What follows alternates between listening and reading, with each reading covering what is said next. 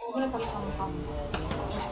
Ganun din. Magaganon ako At least, hindi makita yun.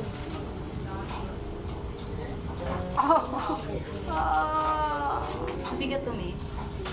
Ang sarap nga, pero hindi ba nakakatakot? Hindi ko. Bububog ka lang. Kasi meron ako. Hindi ko. Pag ano naman yun, pag dito na ng hagod nun, malakas ang stretcher mo or papantal ka. Ganyan yan, maputi ka. Kadalasan yan, papantal. Alas 4 na naman. Sabi yan ng Alam mo doktor. yun, puti pa lang. Hindi naman. Oo naman. Sabi ng doktor. Ha? Sinabi yan ng doktor. Ang test daw. Nag-aaralan na. Pwede yan. Kahit meron. Oo.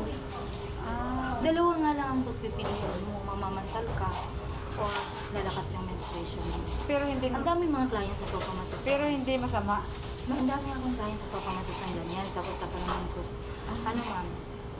Ano, baka mamamantal ka? Baka, hindi, okay lang. So, ganun yun siya. Pantal lang talaga eh, sabi niya. Hindi ko na kaya tiisin. Me. Sarap. Pero medyo sakit.